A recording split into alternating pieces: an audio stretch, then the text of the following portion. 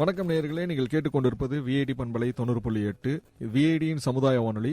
இந்த நிகழ்ச்சி அறிவோமாயிரம் நிகழ்ச்சியில தொடர்ந்து நிறைய விஷயங்கள் வாரம் வாரம் பேசிட்டு இருக்கிறோம். இன்னைக்கு அறிவோமாயிரம் நிகழ்ச்சியில நான் இணைஞ்சிருக்கிறது நான் உங்க ஆர்ஜே சரவண கார்த்திக், என் கூட டாக்டர் விசா, ஆர்ஜே சக்தி மற்றும் ஆர்ஜே ஸ்வாதி. இன்னைக்கு அறிவோமாயிரம் நிகழ்ச்சியில எதை பத்தி பேச போறோம் ஸ்வாதி, சொல்றீங்களா? கண்டிப்பா நேஷனல் பிளாக் டே இன்னைக்கு, அதனால நேஷனல் பிளாக பத்தி பேசலாம் அப்படின்னு நான் நினைக்கிறேன். ஓகே, நேஷனல் பிளாக் அப்படின்னோடனே எல்லாத்துக்குமே வந்து ஒரு மரியாதை கண்டிப்பா வரும். நேஷனல் பிளாக் அப்படின்னோடனே யாரெல்லாம் ஞாபகத்துக்கு வராங்க? ஃபர்ஸ்ட் ஆஃப் ஆல் நம்ம காந்திஜி தான் ஃபர்ஸ்ட் எடுத்தோடனே. ஏன்னா அவர் இல்லாம வந்து இண்டிபெண்டன்ஸ் வந்திருக்காது. ஃபர்ஸ்ட் என் ஞாபகத்தில் வருது அவர் தான். ஓகே. அண்ட் சார், உங்களுக்கு எப்பவும் தெரிஞ்ச மாதிரி நேஷனல் பிளாகை ஃபர்ஸ்ட் டிசைன் பண்ணது ஒரு லேடி. அவங்க பேரு சிஸ்டர் நிவேதிதா. ஓகே, உங்களுக்கு அவங்க ஞாபகம் வராங்க. எனக்கு வந்து யார் ஞாபகம் வராங்க தெரியுமா? நேஷனல் பிளாக் அப்படின்னு உடனே ஞாபகம் வர்றது எனக்கு வந்து கொடிக்காத்த குமரன் ஞாபகம் வருவாரு. ஏன்னா தன்னுடைய உயிர் போரும் அந்த தருவாயில கூட வந்து தன்னுடைய கொடிய பத்திரமா வந்து கையில புடிச்சுட்டே வந்து அவர் உயிரை விட்டுருக்காங்க. நம்மளுடைய கவர்மெண்ட் ரூல்ஸ் எல்லாம் கூட வந்து நம்ம கொடிக்கு தக்க மரியாதை தரணும் அப்படின்ற மாதிரி நிறைய ரூல்ஸ் இருக்குது. உயிர் போற நேரத்துல கூட வந்து அதை வந்து தன்னுடைய கையில கரெக்டா புடிச்சிட்டு அந்த உயிர் தியாகம் செஞ்சிருக்கிறாரு கொடிக்காத்த குமரன். இவங்களெல்லாம் வந்து கண்டிப்பா இந்த நாள்ல நம்ம ஞாபகம் வச்சுக்கணும். நீங்க சொல்லுங்க. எனக்கு என்னன்னா, பிளாக் அப்படின்னு சொல்லும் போது கண்டிப்பா மூவர்ண கொடி அப்படின்னு சொல்லியிருப்போம். அந்த அசோக சக்கரா, அதுக்கப்புறம் அந்த பிளாகோட ஒயிட் கலர் என்ன டினோட் பண்ணுது, சாஃப்ரான் என்ன டினோட் பண்ணுது அப்படின்னு நமக்கு எல்லாருக்குமே தெரியும். ஓகே, மூவர்ண கொடிக்கு இன்னொரு பேரும் இருக்கு. சொல்லுங்க சக்தி, என்ன பேர் அது? திரங்கா. Okay, very good. திரங்கானா ட்ரிபிள் கலர்ஸ், அவ்வளோதான். அண்ட் பிளாகோட சைஸ் பத்தி ஏதாவது தெரியுமா? ஷேப்பை பத்தி? சைஸ் வந்து 3:2 வச்சிருக்கணும்னு சொல்லியிருக்காங்க. And shape is rectangular. And sister Nivedita தான் ஃபர்ஸ்ட் அதை 1904 டிசைன் பண்ணாங்க. அதுக்கப்புறம் ஃபைனலைஸ் எப்போ பண்ணாங்க Sakthi? Finalise July 22 and year இண்டிபெண்டன்ஸ்க்கு முன்னாடியே அதை ஃபைனலைஸ் பண்ணிட்டாங்க. 1947 இண்டிபெண்டன்ஸ் நம்மளுக்கு எப்போ கிடைச்சது? ஆகஸ்ட் 15. பட் ஜூலை 22 ஃபிளாகை ஃபைனலைஸ் பண்ணிட்டாங்க. ஸோ இது என்ன சொல்ல வருது நமக்கு? Everything is pre planned. வாழ்க்கையில் போராடிட்டு இருந்தாலும் அதுக்கு வெற்றியை நம்ம முதல்ல வந்து விஷுவலைஸ் பண்ணணும். விஷுவலைஸ் பண்ணாதான் வெற்றிக்கும் நம்ம தயாராக இருக்க முடியும். ஓகே, இப்போ பிளாக் பத்தி இவ்வளவு விஷயங்கள் நம்ம பேசிட்டு இருக்கிறோம். இந்த பிளாகுக்கும் வேலூருக்கும் ஒரு சம்பந்தம் இருக்குது, தெரியுங்களா? அப்படியா? சொல்லுங்க, நீங்க தான் வேலூர்காரு, சொல்லுங்க. இந்த பிளாகுக்கும் வேலூருக்கும் ஒரு சம்பந்தம் இருக்குது. அந்த சம்பந்தம் என்ன அப்படின்றது இப்போ ஒரு சிறிய இடைவேளை விட்டுட்டு நம்ம வந்து இந்த பிளாகுக்கும் வேலூருக்கும் ஆன தொடர்பை பத்தி நிறைய விஷயங்கள் நம்ம பேசுவோம். அறிவோமாயிரம் நிகழ்ச்சியில நான் உங்க ஆர்ஜே சரவண கார்த்திக் பேசிட்டு இருக்கிறேன், மற்றும் என் கூட RJ Swathi, RJ Sakthi and doctor Visa. வணக்கம் நேயர்களே, விஐடி பண்பலை 90.8 அறிவோமாயிரம்ல இணைஞ்சிருக்கோம். நேஷனல் பிளாக் டே பத்தி பேசிட்டு இருக்கோம். ஆனந்த் சார் வேற சஸ்பென்ஸ் வச்சுட்டாரு. வெள்ளூருக்கும் பிளாக் டேஸ் பத்தி வந்து நிறைய விஷயங்கள் இன்னைக்கு வந்து பேசிட்டு இருக்கிறோம். மேம், இப்போ நம்ம பேசிட்டு இருக்கும்போது வந்து ஒரு விஷயம் சொன்னேன்ல, வேலூருக்கும் நம்மளுடைய பிளாகுக்கும் ஒரு சம்பந்தம் இருக்குது அப்படின்ற மாதிரி வந்து சொன்னேன். என்ன சம்பந்தம்ன்றது யாராவது கெஸ் பண்ணீங்களா? என்ன சம்பந்தம்? கண்டிப்பா இண்டிபெண்டன்ஸ் பத்தி தான் இருக்கும். ஏன்னா இங்க நம்மளுக்கான கோட்டையெல்லாம் இருக்கு. கண்டிப்பா இண்டிபெண்டன்ஸ் பத்தி தான் இருக்கும். நம்ம சிப்பாய் கழகம் வேலூர்ல நடந்தது ரொம்ப வந்து ஃபேமஸான ஒரு விஷயம், நிறைய பேருக்கு அது தெரியும். ஆனா இந்திய தேசிய கொடிக்குமே வேலூருக்கும் ஒரு சம்பந்தம் இருக்குது. என்ன அப்படின்றது பாத்தீங்க அப்படின்னா, குடியாத்தம் அப்படின்ற ஒரு ஊர் வந்து வேலூர் பக்கத்துல இருக்குது.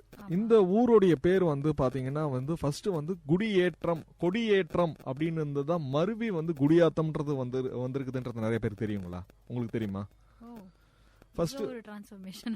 ஆமா, இந்த கொடியேற்றம்ன்ற ஊர் தான் வந்து பிற்காலத்துல வந்து மருவி வந்து குடியாத்தம் அப்படின்ற மாதிரி மாறி இருக்குது. இந்த குடியாத்தத்துக்கும் நம்மளுடைய நேஷனல் பிளாக்குக்கும் என்ன சம்பந்தம் அப்படின்னு வந்து பாத்தீங்கன்னா, அப்ப குடியாத்தத்துல இருந்த வெங்கடாச்சலம் அப்படின்றவர் வந்து தீவிர காந்தியடிகளுடைய ஆதரவாளர்.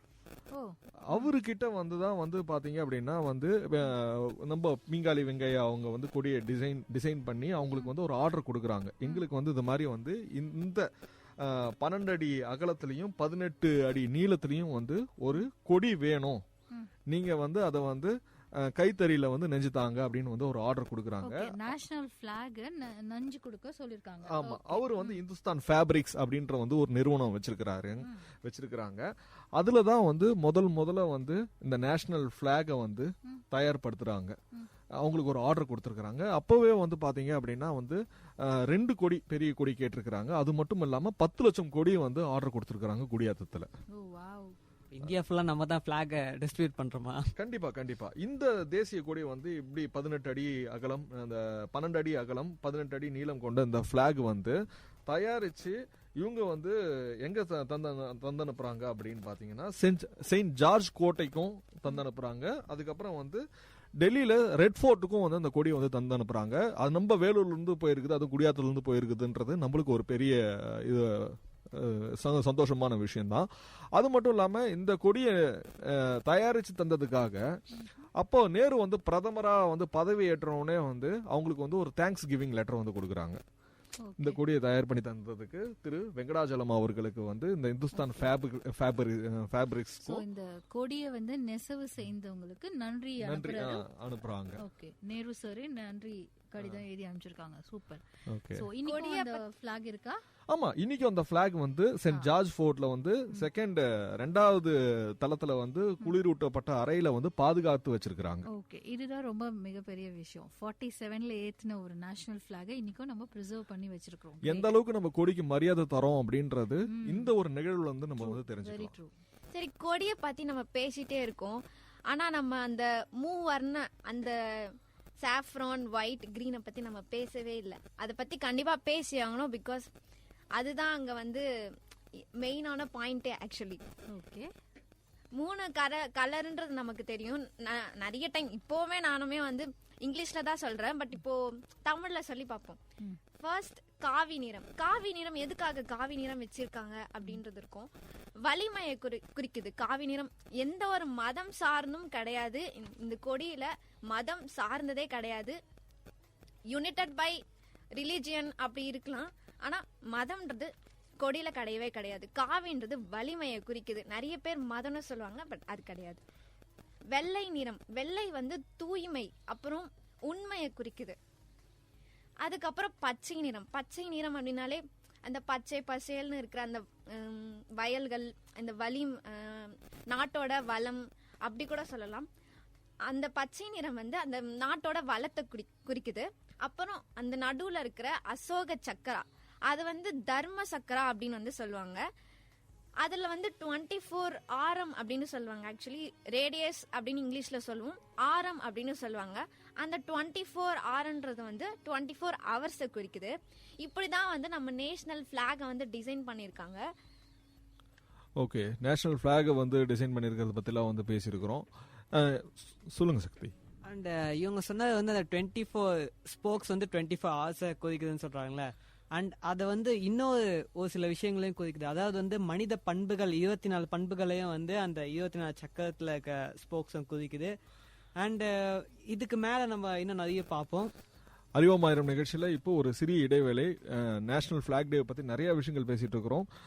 மீண்டும் அறிவோமாயிரம் நிகழ்ச்சியில் ஒரு சிறிய இடைவேளைக்கு அப்புறம் சந்திப்போம். நான் உங்கள் ஆர்ஜே சரவண கார்த்திக். விஐடி பண்பலை 90.8 கேட்டுட்டு இருக்கிறீங்க. அறிவோமாயிரம் நிகழ்ச்சியில் இன்னைக்கு நேஷனல் பிளாக் டே பத்தி நிறைய விஷயங்கள் பேசிட்டு இருக்கிறோம். நான் உங்க ஆர்ஜே சரவண கார்த்திக். சொல்லுங்க மேம், இன்னைக்கு நேஷனல் பிளாக் டே பத்தி பிளாக் பத்தி நிறைய விஷயங்கள் நம்ம வச்சிருக்கிறோம். இப்ப பிளாக் அப்படின்னோடனே வந்து நிறைய ரூல்ஸ் அண்ட் ரெகுலேஷன்ஸ் எல்லாம் இருக்குது. அதை பத்தி எல்லாம் கூட வந்து இன்னைக்கு நம்ம பேச போறோம். அது நம்ம நாட்டோட அடையாளம். First national flag is the identity of a nation. அதுதான் இருக்கிறதுலே ரொம்ப டாப் மோஸ்ட் முக்கியமான விஷயம். நெக்ஸ்ட், இப்போ நம்மளுடைய ஆர்ஜேஸ்லாம் வந்து சொன்னாங்க பிளாக் என்ன கலர்ஸ் இருக்கு, என்ன சைஸ் இருக்கு, அதோடைய சிக்னிஃபிகன்ஸ்லாம் சொன்னாங்க. ஸோ இப்போ நம்ம அடுத்து என்ன பார்க்கலாம்னா, சக்தி வந்து ஏதோ முக்கியமாக அதில் ஆட் பண்ணணும்னு நினைக்கலாம். சொல்லு சக்தி, கலர்ஸ்லேயே நீ ஏதோ ஆட் பண்ணணும்னு சொன்னேன்ல. சாஃப்ரான் வந்து என்னெல்லாம் குறிக்குது? சாஃப்ரான் வந்து எப்பவுமே, அதாவது வந்து நம்ம 3 கலர் இருக்குல்ல, 3 கலர் வந்து எப்பவுமே வந்து ஒவ்வொரு விஷயத்தை குறிக்குது. அண்ட் நம்மளோட இதுக்கு வந்து சாஃப்ரான் ஃபர்ஸ்ட் வந்து நம்ம இந்தியாவோட ஸ்ட்ரென்த்தை வந்து குறிக்குது. ஓகே, இந்தியாவுடைய வளம் என்ன? ஃபர்ஸ்ட் நம்ம வந்து ஸ்பிரிச்சுவல் ஸ்ட்ரென்த் தான். ஸோ ஆன்மீகத்தை குறிக்கிறது தான் அந்த saffron colour. And it symbolises sacrifice, boldness, courage. Courage இருந்தாதான் எதையும் சாதிக்க முடியும். Next and second white white வந்து தூய்மை, அது இவங்க ஆல்ரெடி சொன்னது நம்ம. Okay, purity. அதாவது வந்து நம்மளோட மக்கள் எல்லா மனதையும் வந்து தூய்மையா இருக்கும் அப்படின்னு சொல்லிட்டு நம்மளோட இந்திய கொடியே வந்து நம்மளுக்கு ஒரு சின்னமா இருக்கு. அண்ட் லாஸ்ட் வந்து பச்சை. பச்சை வந்து நம்மளோட இந்தியாவோட செழிப்பை வந்து சொல்லுது. அதாவது வந்து நம்ம இந்தியா ஃபுல்லா பாத்தீங்கன்னா நிறைய டைவர்சிட்டி இருக்கு. அண்ட் இந்த ஸ்பெசிபிக்கா வந்து இந்த டைவர்சிட்டி மட்டும் இல்லாம வாஸ்ட் டைவர்சிட்டி எல்லாமே இருக்கு நம்ம இந்தியாவில். ஓகே, நம்மளோட பேசிக் ஆக்குபேஷன் பார்த்தீங்கன்னா அக்ரிகல்ச்சர் தான் நம்மளுடைய முதல் தொழில். ஸோ அக்ரிகல்ச்சரை ரெப்ரசென்ட் பண்ணுறது தான் அந்த green colour. It represents a prosperity. And 24 round the clock நீங்கள் பார்த்தீங்கன்னா நமக்கு ஏதோ ஒரு விவசாயத்தில் ஏதோ ஒரு பயிர் வளர்ந்துட்டே தான் இருக்கும். We don't have a break. So அதை குறிக்கிறது தான் அந்த கிரீன் கலர். எப்போவுமே வருடம் முழுக்க இந்திய நாடு செழிப்பாக இருக்கிறத குறிக்கிறது தான் அந்த பச்சை கலர். ஸோ இந்த 3 கலர்ஸையும் நம்ம பார்த்துட்டோம். அடுத்து சக்தி, நம்ம கொடி ஏற்றுறப்ப ஐ ஸ்டில் ரிமெம்பர் எங்கள் வீட்டில் பெரியவங்க சொல்லுவாங்க, நேஷ்னல் ஆந்தம் பாடுறப்ப ஏஞ்சினி போனாங்களா டிவியில் ஒரு நாளே. ஸோ அது மாதிரி ஒரு பேட்ரியாட்டிக் ஃபேமிலி. இப்போ நம்ம தேசிய கொடிக்கப்போ நம்ம இன்னும் எவ்வளோ மரியாதை தரணும். அஃப்கோர்ஸ் ஸ்கூல்ஸ்லலாம் வந்து இண்டிபெண்டன்ஸ் டேக்கு நம்ம ஃப்ளாக் தரோம், பசங்க ட்ரெஸ்ஸில் மாட்டிக்கிறாங்க, வீட்டில் பசங்க கொடி ஏற்றுவாங்க. எங்கள் வீட்டில் என் குழந்தை சின்ன வயசில் இருந்தப்போ எல்கேஜி போடுவோடனே வீட்டில் கொடி ஏற்றுவோம் சொல்லி அன்றைக்கி மார்னிங் கடைக்கு போய் நான் வந்து கொடி கம்பம் கொடி எல்லாம் வாங்கிட்டு வந்து நாங்கள் ஃப்ளாக் ஏற்றி ஃப்ளாக் சல்யூட்லாம் பண்ணோம். ஆமாம், காலேஜ் வந்தோம். ஓ சூப்பர். ஸோ இது மாதிரி உங்களுக்கு சின்ன வயசு மெமரிஸ் எதாவது இருக்கா? வந்து ஸ்கூலுக்கு போனா ஃபர்ஸ்ட் போயிட்டு காலையில போயிட்டு வாங்காம நைட்டு எங்க அப்பாவை கூட்டு போயிட்டு நல்லா தூரமா ஒரு 2 கிலோமீட்டர்ஸ் இருக்கும் கடை. எங்க அப்பாவை கூட்டிட்டு போயிட்டு அந்த கொடி வந்து எனக்கு அப்படியே ஸ்டிக்கர் மாதிரி எல்லாம் இருக்கணும். ஸ்டிக்கர் இல்ல வந்து அந்த பின் மாதிரி குத்தி அப்படியே ஸ்டைலா போனோம். கொடியை வச்சுட்டு கொடி ஹார்ட்ல போட்டு அப்படியே ஸ்டைலா போனோம். நீங்கமா? நான் வந்து எந்த கொடியா இருந்தாலும் பரவாயில்ல, பட் அந்த கொடி குத்தும் போது ஏதோ ஒரு தைரியம், ஏதோ ஒரு அப்படியே ஒரு மாதிரி கர்வம் வந்த மாதிரி ஒரு ஃபீல் இருக்கும். ஒரு ஓகே, பத்ம விபூஷன்லாம் வாங்குன மாதிரி இருக்கும் அவங்களுக்கு. Super, good good. கண்டிப்பா அது அந்த கொடி குத்தும் போதே சும்மா நார்மலா இருக்கும் இண்டிபெண்டன்ஸ் டே. ஆனா இண்டிபெண்டன்ஸ் டேவும் சரி, ரிபப்ளிக் டே, அந்த டே எல்லாம் வந்து கொடி குத்தாம அந்த டேவே போகாது. கண்டிப்பா அந்த கொடி குத்தும் போது அப்பாடா அப்படி ஒரு சாட்டிஸ்பாக்சன். அந்த டேவே வந்து அப்பதான் ஃபுல்ஃபில்லே ஆகும். நிறைய தடவை வந்து சாக்லேட்டுக்காகலாம் வந்து ஸ்கூலுக்கு போயிட்டு கொடி குத்திட்டு இருக்கோம். எங்க சாக்லேட் எங்க லட்டு எங்க அப்படின்லாம் நிறைய வாட்டி நின்று இருக்கும். But still we have that respect to the flag. நமக்கு கண்டிப்பா நல்லாவே தெரியும். நாங்க சாக்லேட்டுக்காக மட்டும் இல்ல, நம்ம ஃபிளாகுக்கு ரெஸ்பெக்ட் கொடுக்கணும் அப்படின்ட்டு எங்களுக்கு அப்போல இருந்தே வந்து சொல்லி கொடுத்து வளர்ந்ததான் நம்ம இந்த இந்தியன்ஸ் அப்படின்னு சொல்லலாம். சோ நம்ம ஒரு ஃபிளாகுக்கு ரெஸ்பெக்ட் கொடுக்கணும்னு பாக்குறோம். Yes Karthik sir. இப்போ அறிவோமாயிரம் நிகழ்ச்சியில் கொடியை பற்றி நிறைய விஷயங்கள் பேசிட்டு இருக்கிறோம். இப்போ ஒரு சிறிய இடைவேளை வந்துட்டு இருக்குது. இடைவேளைக்கு அப்புறம் வந்து நேஷனல் ஃபிளாக் பற்றி இன்னும் நிறைய விஷயங்கள் நம்ம பேசுவோம். விஐடி பண்பலை 90.8 கேட்டுட்டு இருக்கிறீங்க. இந்த நிகழ்ச்சி அறிவோமாயிரம். வணக்கம் மக்களே, நீங்க கேட்டுக்கொண்டிருப்பது விஐடி பண்பலை 90.8. இது விஐடியின் சமுதாய வானொலி. நான் உங்களை அஜய் சக்திவேல். இன்னைக்கு நம்ம அறிவோமாயிரம் நிகழ்ச்சியில வந்து நேஷனல் ஃபிளாக் டே பத்தி நிறைய விஷயம் பேசிட்டு இருக்கோம். அண்ட் இன்னமும் நிறைய கண்டென்ட் நம்ம பேசிட்டு தான் இருக்கோம். அண்ட் தொடர்ந்து கேட்போம் இன்னும் நம்ம லிங்க்ல. சொல்லுங்க, இப்போ நேஷனல் ஃபிளாக் டே பத்தி நிறைய விஷயங்கள் பேசிட்டு இருக்கும்போது பல்வேறு தலைவர்கள் பத்தி எல்லாம் கூட அந்த நிகழ்ச்சியில வந்து பேசிட்டு இருக்கிறோம். இன்னைக்கு வந்து கொடி அப்படின்னோடனே நீங்க வந்து ஒரு தலைவரை எடுத்து வச்சுட்டு நான் இவங்களை பத்தி பேச போறேன்னு ரொம்ப ஆர்வமா இருக்கிறீங்க. சொல்லுங்க, நீங்க எந்த தலைவரை பத்தி பேச போறீங்க? கொடின்னு சொன்னாலே அவர் பேர்லயே இருக்கு, கொடிக்கார்த்த குமரன் அப்படின்னு பேரையே திருடி வச்சுக்கிட்டாரு. ஆக்சுவலி ஏன் அப்படின்னா எப்பவுமே நம்ம வந்து கொடிக்கு ரெஸ்பெக்ட்லாம் கொடுப்போம். அவர் கொடிக்காக உயிரே கொடுத்திருக்காரு. இதுதாங்க அங்க நம்ம இந்தியனோட பேட்ரியாட்டிசம். ஆக்சுவலி பிரிட்டிஷோட ப்ரொட்டஸ்ட் நடந்துட்டு இருக்கும்போது எல்லாரும் வந்து கொடியை கையில வச்சுட்டு போராட்டம் பண்ணிட்டு இருந்த நேரத்துல பிரிட்டிஷ்லாம் வந்து கடுமையா வந்து தாக்குறாங்க, அடிக்கிறாங்க, ஏன் கொல்ல கூட செய்யறாங்க. ஆனாலும் இவர் வந்து கொடியை கையில புடிச்சிட்டு இருந்து கொடியை கீழவே விடாம கொடியை விட்றா அப்படின்னு வந்து எத்தனை பேர் கொடியை, அதாவது வந்து கொடியை விட்டுட்டு வந்து எல்லாரும் வந்து இந்த கூட்டத்துக்கு கலைச்சு போங்க அப்படின்னு வந்து ஃபர்ஸ்ட் வந்து ஒரு வார்னிங் கொடுக்குறாங்க. அந்த டைம்ல கூட வந்து கொடிக்காத்த குமரன் அவர்கள் வந்து கொடியை வந்து கீழே போடாம கையிலேயே பிடிச்சிட்டு வந்திருக்கிறாங்க. இதை பார்த்துட்டு வந்து அந்த பிரிட்டிஷ் தரப்பினர்களுக்கு ரொம்ப வந்து ஒரு கோபம் வந்துருது. இன்னும் நம்ம இவ்வளோ சொல்லியும் வந்து இவங்க வந்து இந்த கொடியை கீழே போட மாட்டேங்கிறாங்களேன்னு சொல்லிட்டு அவங்க கையில் வச்சிருக்க ஸ்டிக்கால் என்ன பண்ணுறாங்க, தலையில் ஓங்கி அடிக்கிறாங்க.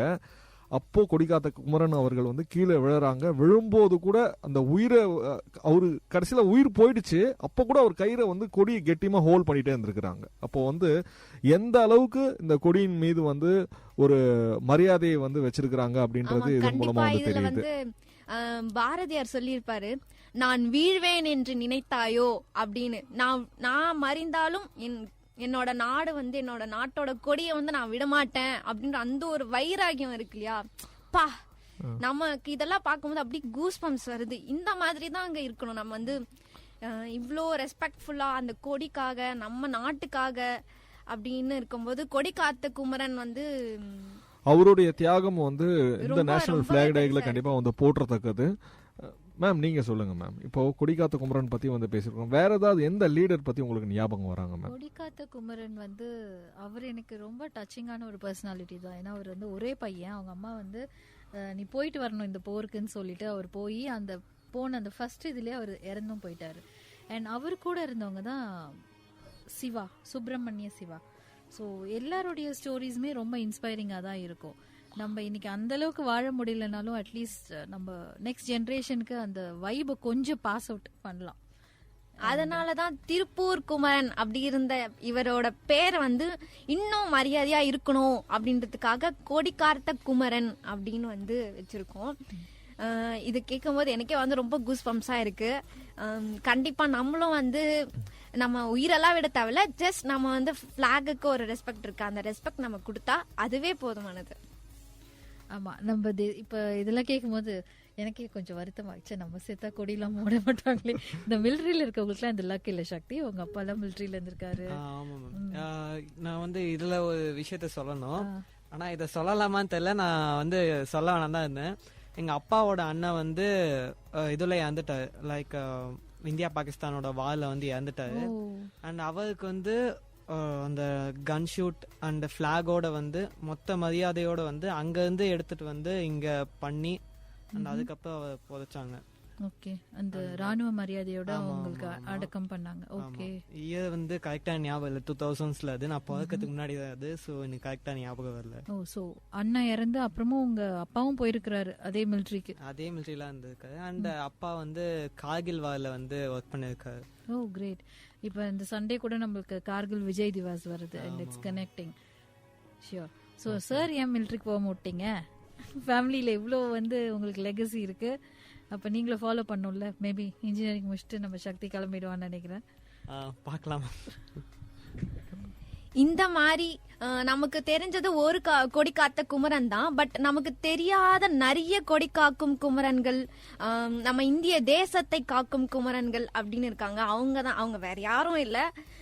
எஸ், கண்டிப்பா இந்த ஆர்மி, இந்த மிலிட்ரி, அவங்க தான் வந்து ஆக்சுவலி இவர் வந்து கொடியை கையில புடிச்சிட்டு இருந்து தன்னோட உயிரை விட்டாரு. ஆனா நம்ம மிலிட்ரிஸ்க்கு எப்படின்னா கொடி வந்து அவங்க இறந்ததுக்கு அப்புறம் கொடி செலுத்துவாங்க. அது எவ்வளோ மரியாதை தக்கதா இருக்கு. அதை நினைக்கும் போது ரொம்பவே சந்தோஷமா இருக்கு. சரி, தொடர்ந்து இணைந்திருங்கள். இது விஐடி பண்பலை 90.8 அறிவோமாயிரம். தொடர்ந்து பேசலாம். இப்போ ஒரு சிறிய இடைவெளி. விஐடி பண்பலை 90.8 கேட்டுட்டு இருக்கிறீங்க. இந்த நிகழ்ச்சி அறிவோமாயிரம் நிகழ்ச்சியில நேஷனல் பிளாக் டே பத்தி நிறைய விஷயங்கள் பேசிட்டு இருக்கிறோம். பிளாக் அப்படின்னோடனே நிறைய பேருக்கு வந்து மரியாதை ஞாபகம் வரும். இந்த பேட்ரியாட்டிசம் இதை வந்து கடத்துறதுல வந்து திரைப்படத்துக்கு வந்து ரொம்ப ஒரு பெரிய வலிமை இருக்குதுன்னு கூட வந்து சொல்லலாம். ஒரு எல்லாத்துக்குமே வந்து பேட்ரியாட்டிசம் வந்து இந்த திரைப்படத்தின் மூலமா வந்து கடத்தி இருக்கிறாங்க. நிறைய இப்போ நான் இந்த கொடி அப்படின்ற விஷயங்கள் பேசும்போது நான் சின்ன வயசுல இருக்கும்போது வந்து ஒரு சீன் பார்த்து ரொம்ப நெகிழ்ந்துட்டேன்.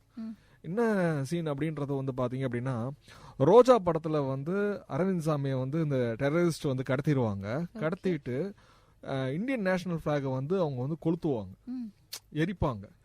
அப்போ அதை பார்த்துட்டு அவரு வந்து அரவிந்த் சாமி எப்பயுமே வந்து பாத்தீங்கன்னா ரொம்ப ஒரு சாஃப்டான ஒரு ஃபேஸ். அவரு நம்ம எல்லாத்துக்குமே வந்து பொண்ணு பார்க்க போகும்போதெல்லாம் கூட வந்து சொல்லுவாங்க, ரொம்ப சாஃப்டா இருக்காரு மாப்பிள்ள, அரவிந்த் சாமி மாதிரி இருக்கிறாங்க அப்படின்வாங்க.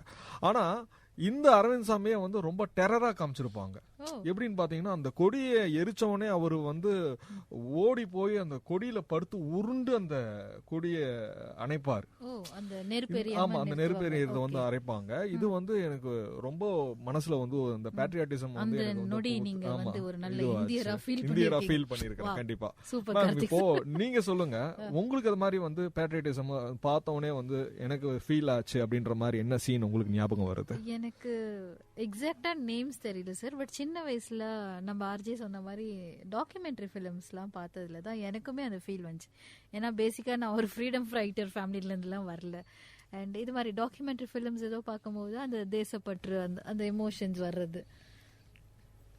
இந்தியன் படத்துல பாத்தீங்கன்னா அந்த சுகன்யா வந்து இதுவா இருப்பாங்கல்ல, என்னவா இருப்பாங்க, அந்த நாட்டுப்புற கலைகள்ல வந்து அந்த பொம்மைலாம் வச்சுக்கிட்டு பொம்மலாட்டம் செஞ்சு மக்களுக்கு வந்து அந்த தேசிய உணர்வை எடுத்துட்டு வர அந்த பங்கு செஞ்சிட்டு இருப்பாங்க.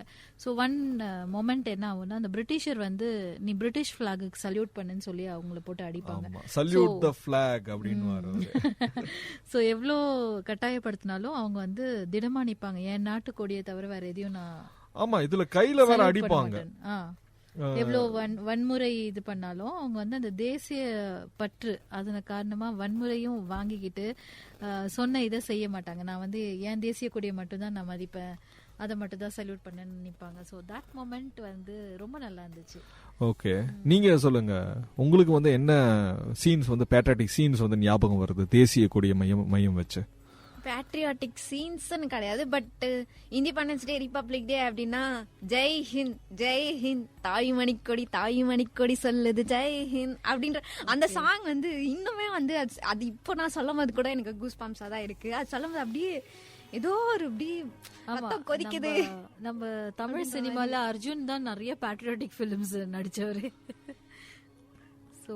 ஆமா, அது மட்டும் இல்லாம இப்போ ரீசெண்டா எல்லாருக்கும் ஃபேவரட்டான ஒரு மூவி, கண்டிப்பா எல்லாருக்குமே ரொம்ப பிடிச்ச ஒரு மூவி, ஆர்மி மேனை வந்து ஃபேமிலியில கனெக்ட் பண்ண ஒரு மூவி அப்படின்னு சொல்லலாம். அதுதான் அமரன். அமரன்ல வந்து அவர் வந்து இறந்து போயிடுவாரு. நமக்கு எல்லாருக்குமே தெரியும் அது வந்து பேஸ்ட் ஆன் ட்ரூ ஸ்டோரி அப்படின்னு சொல்லிட்டு. அது வந்து ரொம்பவே வந்து பாக்குறப்போ இவ்வளோ ஸ்ட்ரகிள்ஸ் இருக்கா, நம்ம நினைக்கிறோம் ஆர்மி மேன் அப்படின்னு சொல்லிட்டு நினைக்கிறோம், ஆனா அதுக்கு பின்னாடி இவ்வளோ ஸ்ட்ரகிள்ஸ் இருக்கு அப்படின்றத ரொம்ப அழகா வந்து காட்டின ஒரு படம். அது வந்து இப்போ நீங்க வந்து அமரன் படத்துக்காக வந்து ஒரு கவிதை கூட ஒன்று வச்சிருக்கீங்கல்ல? ஆமா, நான் ஆக்சுவலி ஆர்மி டேக்காக எழுதினேன். அது வந்து என்னன்னா, அது அமரன் படத்து கூட கனெக்ட் ஆகும். ஆக்சுவலி, துப்பாக்கியின் தோட்டாக்களை எண்ணும் போது தெரியவில்லை, துப்பாக்கியின் தோட்டாக்களை எண்ணும் போது தெரியவில்லை, ஏதோ ஒரு தோட்டாவில் என் பெயரும் எழுதப்பட்டுள்ளது என்று. அப்படிதான் வந்து அமரன், அதாவது சிவகார்த்திகேயன் அந்த படத்துலயும் நினைச்சிருப்பாரு.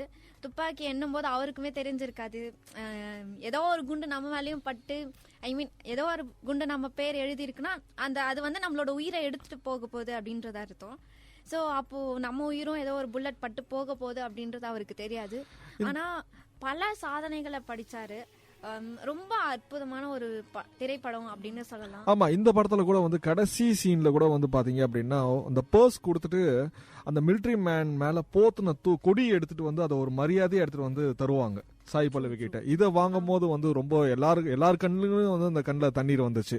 நம்மளுடைய தேசிய கொடிக்கு இவ்வளவு ஒரு மரியாதையை நம்ம கொடுத்துட்டு இருக்கிறோம் அப்படின்னு. கண்டிப்பா சாய் பல்லவி வந்து அழவே மாட்டாங்க. பிகாஸ் அழக்கூடாதுன்னு சொன்னதுக்காக மட்டும் இல்ல, அவர் வந்து நாட்டுக்காக தான் உயிரை விட்டுருக்காரு அப்படின்ற அந்த ஒரு பிரேவ் தான் அவங்களுக்கு, அந்த கரேஜோட தான் அந்த இந்தியன் பிளாகையே வாங்குவாங்க.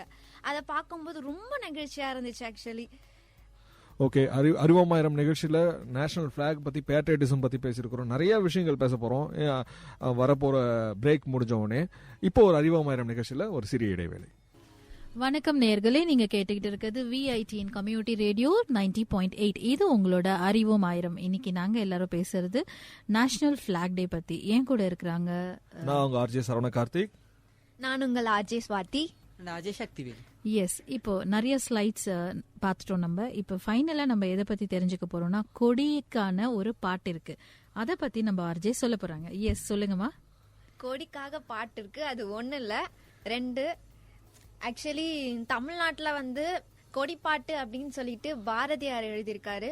அது நிறைய இடத்துல இப்பெல்லாம் அவ்வளோவா பாடுறதில்ல, பட் பாடினா நல்லா இருக்கும்னு நான் நினைக்கிறேன். இந்த தாயின் மணிக்கொடி பாரீர் அந்த அந்த பாட்டு தான் ரொம்பவே அற்புதமான வரிகள். அவர் வந்து அந்த நாட்டுப்பற்ற வந்து ரத்தத்துல கலந்து எழுதியிருப்பாருன்னு நினைக்கிறேன். அந்த மாதிரி ஒரு பாட்டு அது. அப்புறம் நேஷனல் சாங் நம்ம எல்லாருக்குமே தெரியும், நேஷனல் ஆந்தம் ஆப்வியஸ்லி. ஏன்னா வந்து ரவீந்திரநாத் தாகூர் எழுதியிருப்பாரு வடமொழியில. அதுக்கு வந்து நம்ம ரெஸ்பெக்ட் கொடுக்குறோம். டே டு டே லைஃப்ல நம்ம அது போயிட்டு இருக்கு, அது நமக்கு நல்லாவே தெரியும். அண்ட் தென் இதை தவிர்த்து நிறைய பாட்டு இருக்கு, பட் நமக்கு வந்து பாப்புலரான பாட்டு அப்படின்னு சொன்னா இந்த 2 பாட்டு கண்டிப்பா சொல்லலாம். மேம், இன்னைக்கு வந்து அறிவோமாயிரம் நிகழ்ச்சியில இந்த நேஷனல் ஃபிளாக் டே பத்தி ஒரு ரீகேப் மாதிரி நீங்க சொல்லுங்க, என்னென்னலாம் பார்த்தோம் அப்படின்ட்டு. நம்ம ஃபிளாகை யாரு டிசைன் பண்ணாங்கன்னு பார்த்தோம். ஃபர்ஸ்ட் சிஸ்டர் நிவேதிதா பண்ணாங்க. அண்ட் ஃபைனலைஸ் பண்ணது யாரு? நம்மளுடைய பிங்காலி வெங்கையா.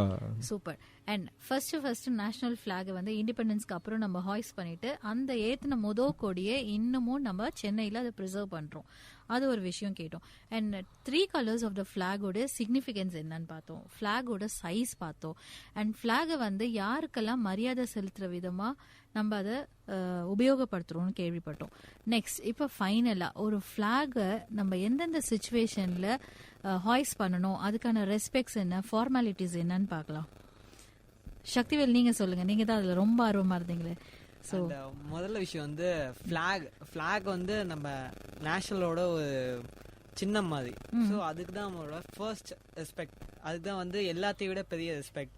ஓகே. ஸோ நம்ம ஃபர்ஸ்ட் வந்து இந்த ஃபிளாக் வந்து என்ன பண்ணணும்னா, நம்மளோட நேஷனல் ஃபிளாக் வந்து மற்ற எந்த ஃபிளாகுக்கும் வந்து ஈக்குவலா இருக்கக்கூடாது. மீன்ஸ் நம்ம இந்தியாவில் இருக்க ஃபிளாக்ல நம்மளோட இந்தியன் ஃபிளாகுக்கு ஈக்குவலாவும் இல்ல அதை விட ஹையராவும் எந்த ஃபிளாக் இருக்கக்கூடாது. ஓகே, அதாவது சக்தி என்ன சொல்ல வர்றாருன்னா, நம்மளோட தேசிய கொடி தான் மிக உயர்ந்தது, அந்த கொடி தான் அதிக உயரத்துல இருக்கணும், அதுக்கு கீழே தான் மற்ற கொடிகள் இருக்கலாம் அப்படின்னு சொல்ல வராங்க. ஓகே, சரி, ஃபிளாகை எப்படி வைக்கணும் அப்படின்னு சொல்லிட்டோம். ஆனா அதை எப்படி ரெஸ்பெக்ட் பண்றது, அதை எப்படி வந்து ஓஎஸ் பண்றது அப்படின்றது தெரியலையே. அது எப்படி ஹோஸ்ட் பண்றது வந்து ஒரு கவர்மெண்ட் அஃபிஷியல் வந்து எப்பவுமே வந்து நம்மளோட இண்டிபெண்டன்ஸ் டே அப்போ பார்த்துப்போ, ரிப்பப்ளிக் டே அப்போ பார்த்துப்போ, நம்ம நாட்டோட ஃபர்ஸ்ட் கொடி வந்து எப்பயுமே நம்ம பிரைம் மினிஸ்டர் தான் ஏற்றுவாரு. ஸோ பிரைம் மினிஸ்டர் அண்ட் நம்மளோட ஸ்டேட் வைஸ் வந்து சீஃப் மினிஸ்டர் வந்து ஏற்றுவார். அதாவது வந்து ஒரு ஆர்கனைசேஷனோட ஹையர் அஃபிஷியல் தான் வந்து எப்பயுமே அந்த கொடி ஏற்றுவாங்க. அண்ட் அந்த கொடியை வந்து ஏற்றும் போது வந்து கண்டிப்பா அந்த இடத்துல ஃபுல் ரெஸ்பெக்ட் வந்து எல்லாருமே கொடுக்கணும் அந்த கொடிக்காக.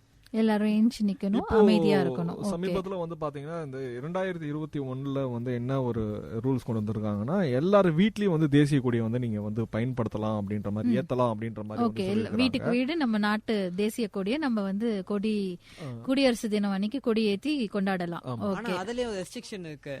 நம்ம வீட்டுல வந்து கொடி ஏத்தலாம், ஆனா வந்து எந்த வெஹிக்கல்லயும் வந்து நம்மளோட நேஷனல் பிளாக் வந்து யூஸ் பண்ணக்கூடாது.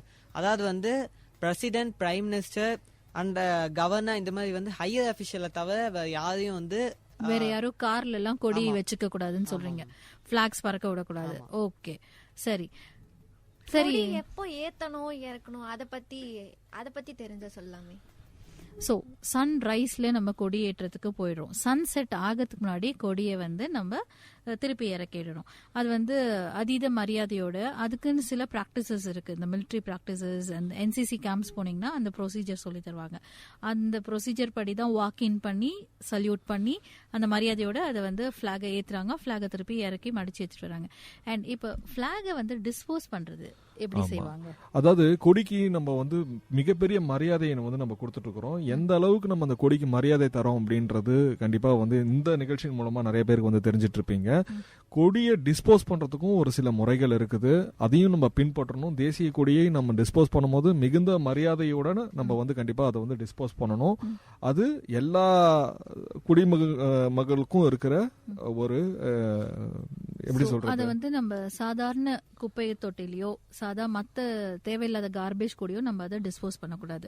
நேஷனல் பிளாக நம்ம தனியா பரி பண்ணணும், இல்லைன்னா வந்து அதை எரிக்கணும், நெருப்பூட்டணும். அண்ட் அதுக்கும் வந்து ஒரு சில ரூல்ஸ் அண்ட் ரெகுலேஷன்ஸ்லாம் இருக்கு. அதை வந்து அந்தந்த ப்ரொசீஜருக்கு ரூல்ஸ் அண்ட் ரெகுலேஷன்ஸ் இருக்கு. அண்ட் இந்த இன்னைக்கு வந்து எப்பவுமே எல்லாமே ஃபாலோ பண்ணணும். கண்டிப்பா மிகுந்த மரியாதையோடய நம்ம வந்து நேஷனல் பிளாகை எப்பயுமே வந்து நம்ம அதுக்கான மரியாதையை கொடுப்போம். இன்னைக்கு நேஷனல் பிளாக் டேல இந்த தேசிய கொடி பத்தி நிறைய விஷயங்கள் வந்து பேசிக்கிட்டோம். மீண்டும் ஒரு அறிவோம் ஆயிரம் நிகழ்ச்சியில நிறைய விஷயங்களோட அடுத்த வாரம் வந்து சந்திப்போம். உங்களிடமிருந்து விடைபெறுவது நான் உங்கள் ஆர்ஜே சரவண கார்த்திக், நான் டாக்டர் விசா, நான் உங்கள் RJ Swathi and RJ Sakthivel.